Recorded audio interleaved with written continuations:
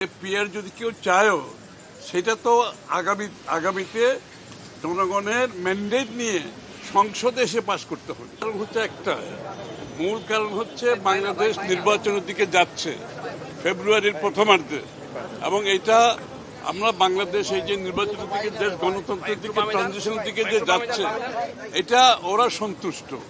ওরা চায় বাংলাদেশ যত তাড়াতাড়ি সম্ভব গণতন্ত্রের পথে চলুক এবং ট্রানজিশন করে একটি গণতান্ত্রিক প্রক্রিয়ার মধ্যে ফিরে আসুক। এটার ব্যাপারে আমাদের বিভিন্ন আলোচনা হয়েছে এবং এটার প্রেক্ষাপটে আগামী দিনে আমরা কি করতে যাচ্ছি, ওদের ভূমিকা কি হবে এবং বিভিন্ন রাজনৈতিক দলের মধ্যে যে কথাবার্তাগুলো হচ্ছে সেগুলো আলোচনায় আসছে। এবং শেষ কথা হলো গিয়ে এটাই, শেষ কথা হচ্ছে বাংলাদেশের যত তাড়াতাড়ি সম্ভব একটা নির্বাচনের মাধ্যমে দেশে গণতন্ত্র ফিরে আসা দরকার। এটা তারা চায়।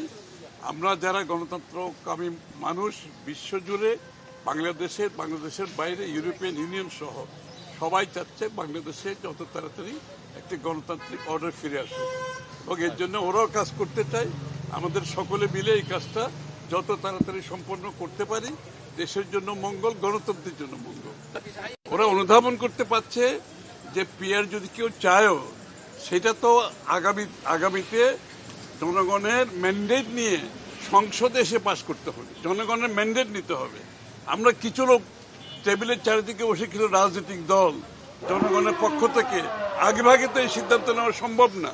এটা জনগণের ম্যান্ডেট নিয়ে আগামী নির্বাচনের পরে যদি জনগণ চায় হবে, আর না চাইলে যে ধারা চলতে হবে এটা পরবর্তী সময়। জীবন অবাক না করলে কে করবে? 28% মিল্ক ফ্যাটের অবাক করার সাথে ফ্রেশ মিল্ক পাউডার। জীবন অবাক করুক প্রতিদিন।